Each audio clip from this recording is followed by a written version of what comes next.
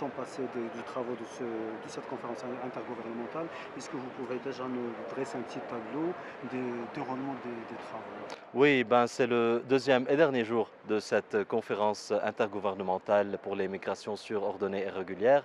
Ça se passe très bien jusqu'à présent. On avait le plénière hier soir. Beaucoup de gouvernements ont parlé. Ceux qui n'ont pas pu parler hier auront le temps et le droit de parler aujourd'hui. Il y a aussi deux dialogues qui se passent en parallèle. L'un, c'est sur les partenariats qui doivent se faire entre le gouvernement et les sociétés civiles et le secteur privé pour l'implémentation du pacte mondial. Et un deuxième aussi, c'est surtout le rôle des gouvernements pour pouvoir prendre le côté pratique et l'adopter du pacte mondial pour la migration. Il y a aussi, comme vous voyez, une couverture médiatique énorme. On a plus de 800 journalistes de tous les coins du monde qui sont présents avec nous. On a déjà vu des reportages sur toutes les chaînes internationales et bien sûr sur toutes les chaînes marocaines. Et je pense que c'est un événement mondial. Le Maroc doit être very proud. Justement, c'est le deuxième événement onusien qui se tient ici au Maroc.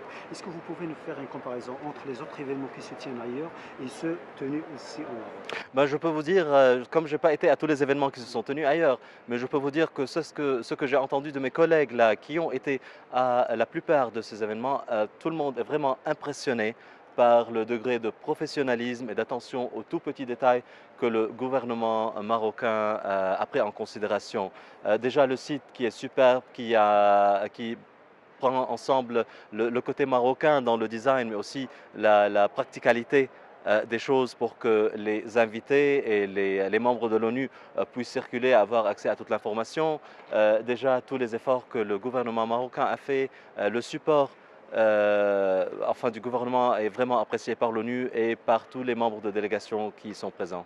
D'accord, pour revenir un petit peu au pacte, aujourd'hui, ça va être la clôture, le pacte a été déjà adopté. Quelle sera la prochaine étape? La prochaine étape sera en fait à l'Assemblée générale à New York le 19 décembre. Il y aura l'adoption officielle du pacte avec les États membres qui y seront présents. Ça va être le 19 décembre. Jusqu'à aujourd'hui, combien d'États sont partants et ils vont signer le pacte? Ben, hier, dans la séance de l'adoption, il y avait 165 États qui sont à bord et qui ont adopté la carte. Donc c'est la majorité, vraiment overwhelming majority. Donc vous venez de tenir une conférence pour annoncer, pour un briefing. Est-ce que vous pouvez nous dire un petit peu les annonces que vous avez faites?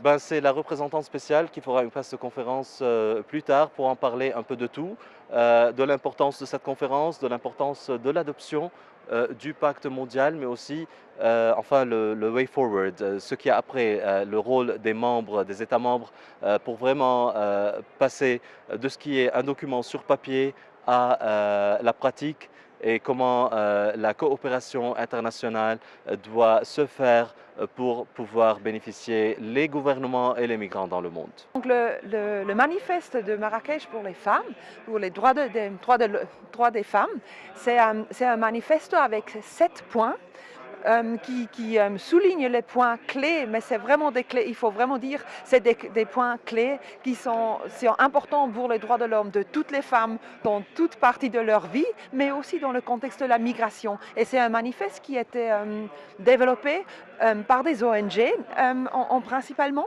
par des ONG qui vraiment appellent aux États membres et aux autres acteurs de mettre en exergue les besoins spécifiques des femmes, d'un côté dans leur vulnérabilité, mais aussi de l'autre côté pour que les femmes puissent vraiment, pour que le pacte puisse devenir un instrument pour avancer, l'égalité femmes-hommes. Oui. Justement, au cours de ce sommet de Marrakech, est-ce que les participants ont été un peu perceptifs par rapport aux engagements que vous proposez? Ouais.